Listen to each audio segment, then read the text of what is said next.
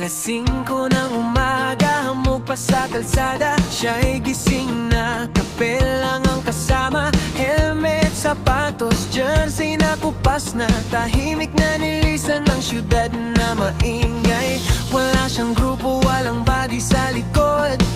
Walang hiyawan, walang team na susunod. Pero sa bawat padyak may ngiting sumisilip. Kasi sa kalsada siya lang ang hari ng saglit. Sabi nila malungkot daw mag-isa, pero sa kanya ito ang pahinga. Walang kailangang hintayin, walang maiiwan. Oras niya, ruta niya, siya lang ang may alam.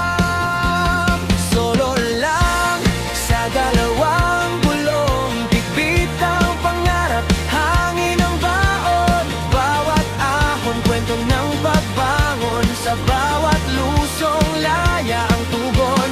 Hindi man palakpakan ng naghihintay, sapat na ang araw sa kanyang tagumpay. Solo lang, pero buo ang daan. Siklistang mag-isa, pero di kailanman talunan.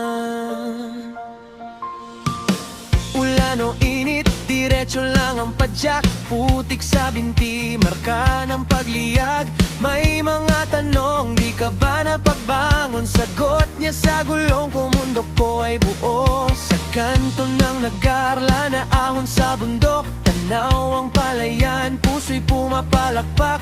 Selfie sa tuktok, walang ibang tatawag. Pero ang katahimikan, yun ang pinakamalakas. Iba ang bilis kapag ika'y nag-iisa.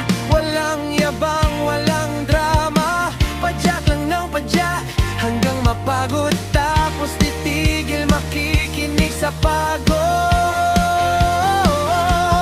Solo lang sa dalawang gulong, bibit ang pangarap, hangin ang baon. Bawat ahon, kwento ng pagbangon. Sa bawat lusong, laya ang tugon.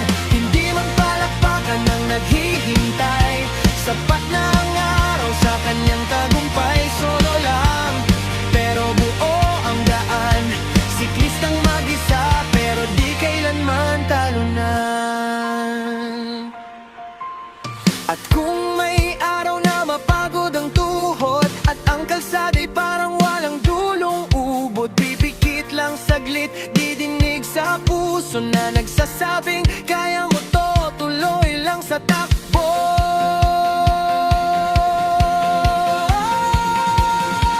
Kaya solo lang sa dalawang gulong, di kailangan ng ingay para maramdaman ang ngayon. Bawat siklista may sariling panahon, at sa kanya ang pag-iisa ang kampiyon.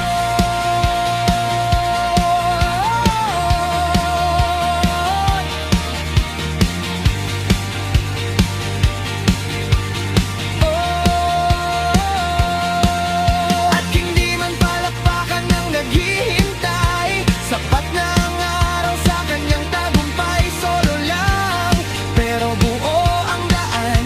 Siklistang mag-isa, pero di kailanman iiwan ang laban.